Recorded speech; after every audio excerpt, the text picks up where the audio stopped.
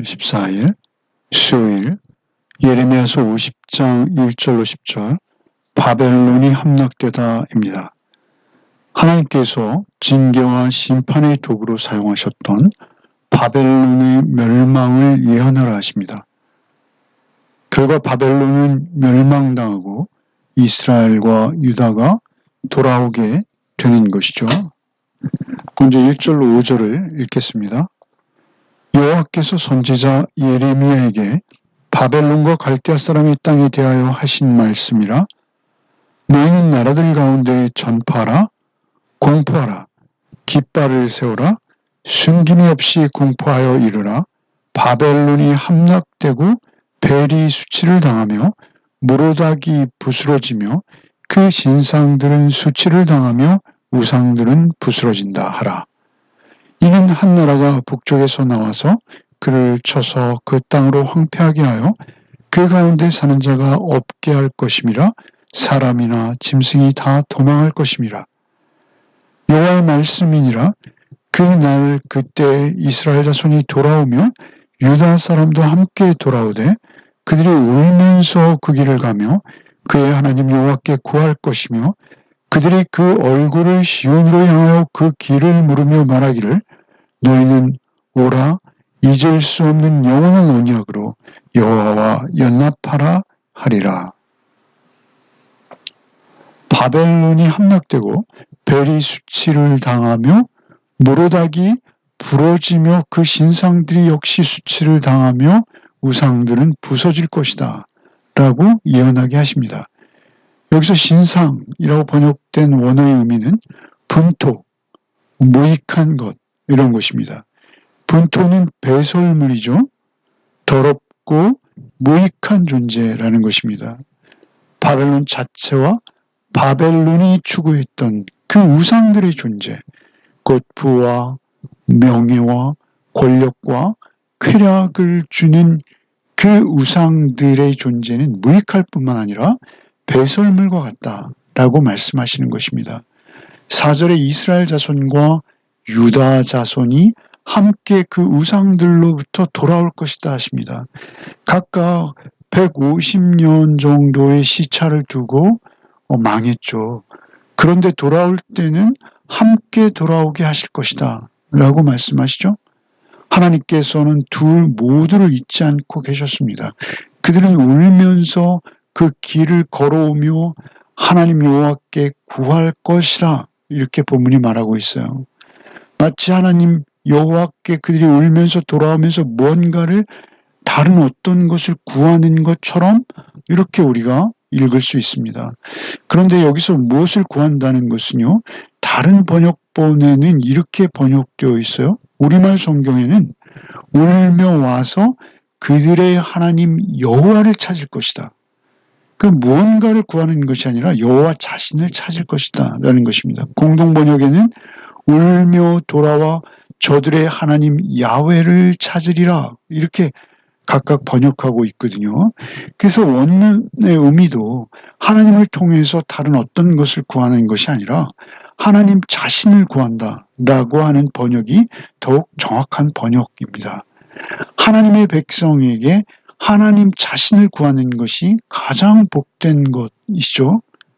모세는 신명기에서 이스라엘이 타락하여 하나님의 징계로 여러 나라로 다시 흩어질 것을 예언하고 계세요. 만약 그렇게 되면 그들이 기억해야 될 것은 하나다라고 경고하시죠.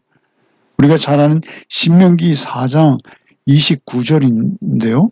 그러나 내가 거기서 내 하나님 여호와를 찾게 되리니 만일 마음을 다하고 뜻을 다하여 그를 찾으면 만나리라. 그 포로지에 너희들이 다시 끌려간다 하더라도 거기서 여호와를 찾으라. 그러면 너희가 만나리라. 이렇게 예언하고 계신 것이죠. 예레미야 자신도 예레미야서 29장 10절 이하에 이 날을 이렇게 미리 예언하고 계세요. 29장에 이미 예언되어 있어요. 10절 이하를 제가 읽겠습니다. 여호와께서 이와 같이 말씀하시니라. 바벨론에서 70년이 차면 내가 너희를 돌보고 나의 선한 말을 너에게 성취하여 너희를 이곳으로 돌아오게 하리라. 여호와의 말이니라. 너희를 향한 나의 생각은 내가 하나니 평안이요 재앙이 아니라 너희에게 미래와 희망을 주는 것이니라. 너희가 내게 부르짖으며 내게 와서 기도하면 내가 너희들의 기도를 들을 것이요 너희가 온 마음으로 나를 구하면 나를 찾을 것이요 나를 만나리라. 너희가 그 포로지에서 70년이 차면 온 마음으로 나를 구하라는 것입니다. 그러면 나를 찾을 것이요 나를 만날 것이다. 드디어 때가 찼고 70년이 되자 그들이 울며 돌아오며 하나님 앞에 회개의 눈물과 함께 하나님 자신을 찾고 있는 것입니다. 그들은 바벨론에서 하나님께서 함께 하시지 않는 세상이 얼마나 지옥 같은 세상이요 끔찍한 것인지 아주 뼛속 깊이 경험하고 돌아오는 길입니다. 그들이 그토록 꿈꾸어서 부귀와 영화를 차지하려고 우상 숭배하다가 바벨론까지 가게 된 것이죠. 그들이 쫓던 것이 무엇을 의미하는지 이제 경험하게 된 것입니다. 바벨론의 실체를 통해서 그들은 자신들이 쫓던 그 허무한 우상의 허상을 보게 된 것이죠. 하나님의 사랑과 공의로 통치되었던 이스라엘을 떠올리며 울며 돌아오는 것입니다. 결국 하나님 자신을 구할 뿐 아니라 하나님께서는 그들 가운데 언약을 회복시킬 것을 기대하며 그들 스스로 말하게 되는 것이죠. 5절에 오라 잊을 수 없는 영원한 언약으로 여호와와 연합하라 이렇게 그들이 서로 말하고 있어요. 그들에게 영원한 언약이 떠오르는 것입니다. 영원하다 변치 않는다는 것입니다. 하나님께서 일방적으로 이스라엘을 찾아오셔서 맺어주신 그 언약은 영원하다라는 것이죠. 여호와와 연합하겠다는 것입니다. 하나님과 하나 되겠다는 것입니다. 그 언약을 영원한 언약이라고 하는 것이죠. 변하지 않는 언약으로 하나님께서 그들에게 맺으신 언약, 곧 하나님께서 그들의 하나님이 되고 그들은 하나님의 백성이 되어서 하나님과 하나된 연합의 상태로 이루어가는 언약의 성취를 그들이 기억하는 것이죠. 예레미야를 통해서 주신 새 언약이 있죠. 31장의 그 새 언약. 그 새 언약을 말하기도 하는 것입니다. 모든 언약을 아우르며 완성하는 언약, 그 31장 31절 이하의 새 언약을 말하는 것이기도 한 것이죠. 이어지는 6절로 10절을 읽겠습니다. 내 백성은 잃어버린 양떼로다. 그 목자들이 그들의 곁길로 가게 하여 산으로 돌이키게 하였으므로 그들이 산에서 언덕으로 돌아다니며 쉴 곳을 잊었도다. 그들을 만나는 자들은 그들을 삼키며 그의 대적은 말하기를 그들이 여호와 곧 의로운 처소시며 그의 조상들의 소망이신 여호와께 범죄하였음인지여 우리는 무죄하다 하였느니라. 너희는 바벨론 가운데서 도망하라. 갈대아 사람의 땅에서 나오라. 양떼에 앞서가는 숫 염소같이 하라. 보라, 내가 큰 민족의 무리를 북쪽에서 올라오게 하여 바벨론을 대항하게 하리니 그들이 대오를 버리고 쳐서 정복할 것이라. 그들의 화살은 노련한 용사의 화살 같아서 허공을 치지 아니하리라. 갈대아가 약탈을 당할 것이라. 그를 약탈하는 자마다 만족하리라. 여호와의 말씀이니라. 6절에 내 백성은 잃어버린 양떼라고 하십니다. 왜입니까? 목자들이 그들을 곁길로 가게 했다는 것입니다. 그들이 쉴 곳으로 가야 하는데 안식할 곳을 발견하지 못하게 했다는 것입니다. 구약에서 왕, 제사장, 선지자, 이들을 자주 목자라고 표현하죠. 인간으로서 목자의 역할을 감당해야 할 그들이 세움받은 목적을 잃어버린 것입니다. 지도자는 언제나 우리에게 너무나 중요합니다. 그러나 우리를 바른 길로 인도할 수 있는 지도자가 도대체 누구라는 것입니까? 다윗은 시편에서 여호와는 나의 목자 라고 고백하고 있죠. 여호와고 주께서 나를 쉴 만한 물가로 인도하신다라는 고백이죠. 예수께서 오셔서 요한복음 14장에 내가 바로 그 길이라고 말씀하시죠. 그 안식으로 향하는 길은 나다. 내가 그 길이다. 하나님과 연합의 상태로 인도하는 그 길이다 라고 말하는 것이죠. 히브리서에서는 예수께서 운명하실 때 성소와 지성소를 가른 휘장이 찢어짐으로 우리를 하나님께로 인도하는 유일한 살아있는 길, 산 길이라고 예수님을 소개하시죠. 어느 누가 내가 길을 찾았다라고는 말할 수 있으나 내 자신이 길이다라고 말할 수 있는 인간은 없습니다. 그렇게 말했던 인간도 없고요. 어느 누가 우리를 대속의 은혜로 하나님의 임재 앞으로 인도할 수 있습니까?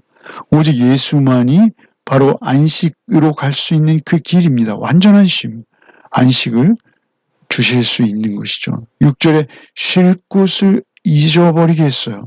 그 인간 목자들의 죄는 쉴 곳을, 안식할 곳을 잊어버리게 한 것이죠. 이어서 이스라엘을 공격하고 정복해서 포로 삼았던 사람들이 스스로 자신들의 죄책감을 덜어보려고 하는 말이 7절에 기록되어 있죠. 이스라엘이 그들의 조상의 소망이신 여호와께 범죄하여 우리가 그들을 정복할 뿐 우리는 무죄하다 라고 그들이 스스로를 변명하는 것이죠. 그러나 그렇지 않다는 것입니다. 하나님께서는 바로 그 징계의 막대기로 사용된 자들도 심판하시겠다는 것입니다. 그것이 이방일지라도 죄가 관영하여 심판의 때가 이르면 하나님께서는 언제든지 심판하실 수 있는 분이라고 말씀하시는 것이죠. 8절에 바벨론, 곧 갈대아 사람의 땅에서 도망하라고 하십니다. 나오라는 것입니다. 그 죄악의 땅에 머물지 말고 나오라는 것입니다. 살기 위해서 그 멸망과 심판의 땅에서 도망하라고 외치시는 것이죠. 양떼에 앞서가는 숫염소같이, 숫염소는 그 속성이요. 아침에 우리의 문을 열면 가장 먼저 달려나간다고 합니다. 재빠른 특성이 있죠. 그런 것처럼 뛰어나오라는 것이죠. 숫염소와 같이 그렇게 앞장서서 신속하게 바벨론을 벗어나 목자의 품으로 달려오라는 것입니다. 예수께서는 선한 목자이십니다. 선한 목자 어느 정도 선하십니까? 자기 목숨을 양들을 위하여 내어주실 만큼 선하십니다. 목자의 품으로 달려오라는 것입니다.